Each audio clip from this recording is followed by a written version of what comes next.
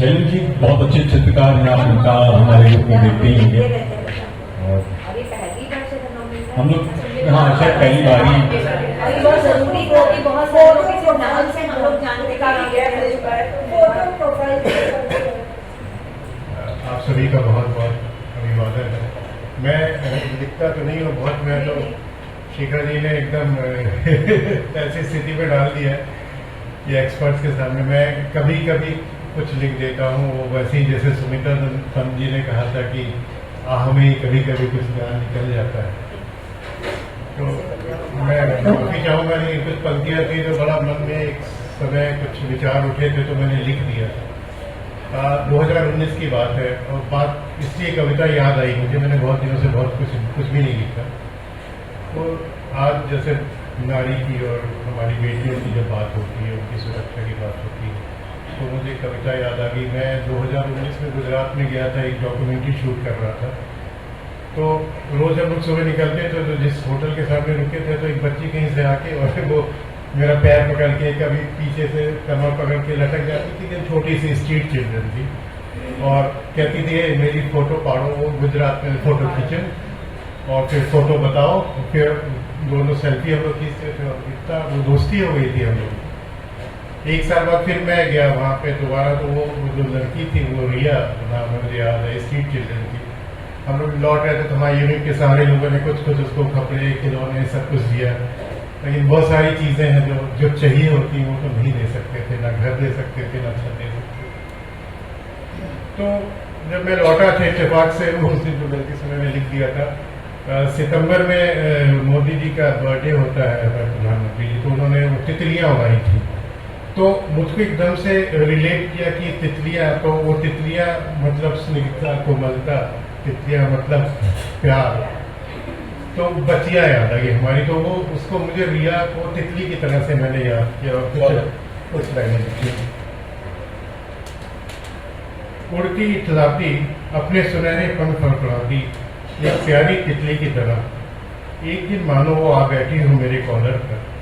अपने नाजुक पंखों से मेरे गालों को गुदगुदाती हुई। हाँ, वो फुटपाथ पे रहने वाली प्यारी बच्ची रिया ही थी, जो झूल गई थी मेरे पैरों को अपनी नन्ही बाहों से जकड़, तोतली आवाज में बोलती हुई ये मेरी फोटो पाड़ो, और फिर उसका बोलना मेरी फोटो बताओ, और उसको देखते हुए फोटो हम दोनों का बरबस खिलखिलाकर हंस देना, भूख से कुमलाए उसके चेहरे को पल दो पल के लिए खिला देता था,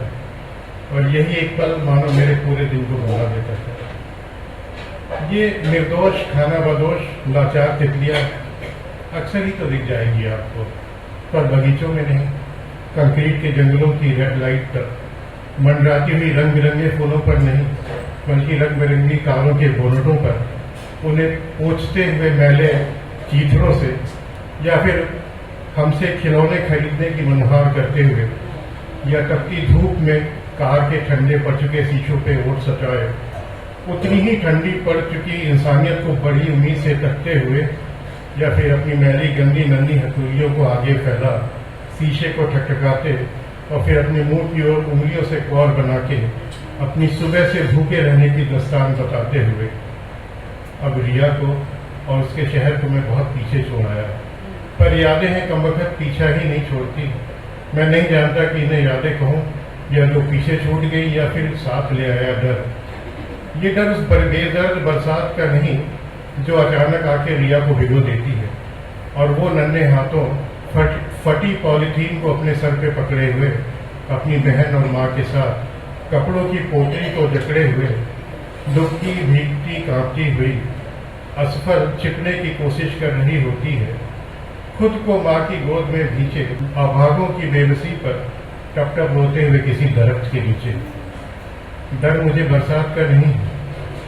डर है कि ऐसा न हो किसी काली रात में वो वहशी चरसी दरिंदे रहते हैं घात में, न कर दे फुटपाथ पर सोती तितली के परों को गीला और ऐसा घायल कि फिर कभी वो उड़ ना सके, कि न रह जाए कहीं ताजिंदगी अपने टूटे परों और हौसलों में सिमट कर। मैं बनाता हूँ कि मेरा डर बेबुनियाद रहे,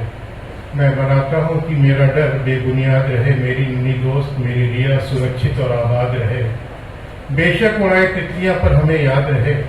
कि उन्हें वाकई बचाना है या सिर्फ नारे ही लगाना है। बहुत सुंदर और बहुत प्रभावशाली